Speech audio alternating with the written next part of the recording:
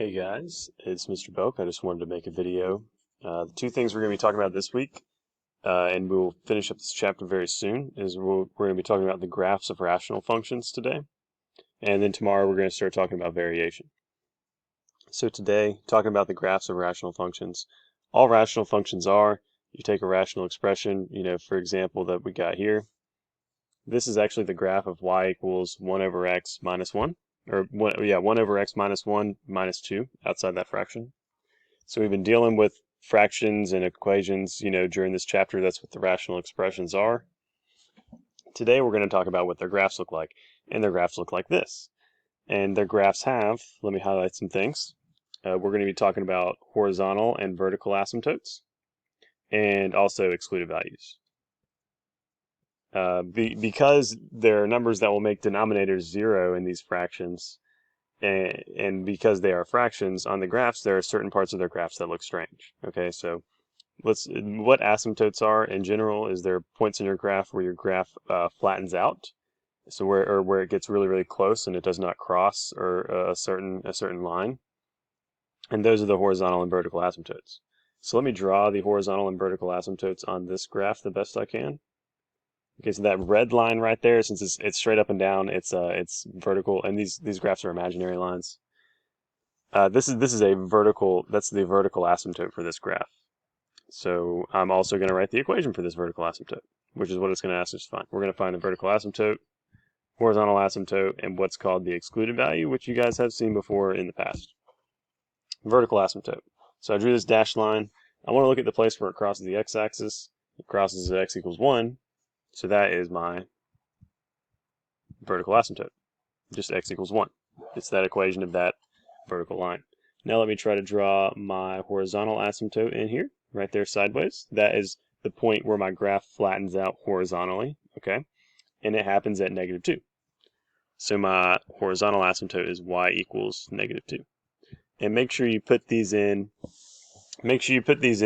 as equations. The horizontal and the vertical asymptotes, they are equations. Okay, so don't put down just numbers, not particularly that I will get mad at you, but if you do that in IXL will tell you that you're wrong, and then you will be upset. But the horizontal and vertical asymptotes are equations. For the excluded value, all the excluded value is the number that makes your denominator 0.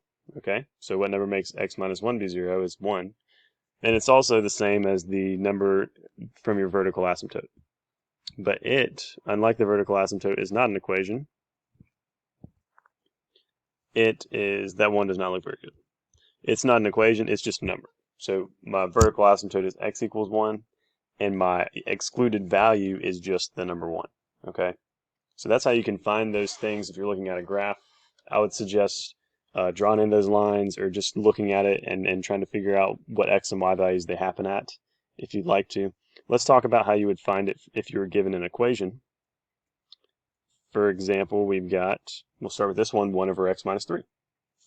So we're going to find those same three things, and I'm going to do that in red. We're going to find the vertical asymptote, the horizontal asymptote, and we're also going to find the excluded value. So the vertical asymptote is the number that makes your denominator 0. So 1 over x, what would you plug in for x that would make your denominator be 0? Well, you'd have to plug in x equals 0. Okay, now let's talk about the horizontal asymptote. The horizontal asymptote is the number that is added or subtracted onto the end. Okay, so the horizontal asymptote here is y equals -3. Make sure you bring the sign with it. And then lastly, the excluded value again is the number from your horizontal asymptote, or your vertical asymptote, sorry. So this is just 0. Let's go talk about one other example. So let's say we've got 1 over x minus 8. And again, let's do our vertical asymptote, horizontal asymptote, and everything.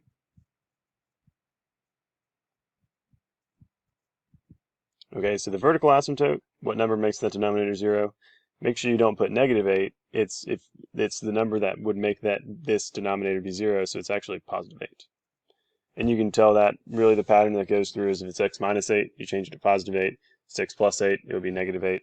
Just look at the number that's down there with x and then change your sign most of the time. And then the horizontal asymptote In the previous one, we had a number that was subtracted out in the end. We had -3 there. In this example, we don't have that. Okay, you see, there is no number added or subtracted out onto the end, not in the denominator. So what this is like a +0. When you have no number out on the end like that, that means your horizontal asymptote will be y equals 0. And then excluded value, again, is the number from the vertical asymptote, or you can look at your denominator. The excluded value is just the number 8. Okay, so that was just a short video about the graphs of rational functions, and I hope this helps you guys.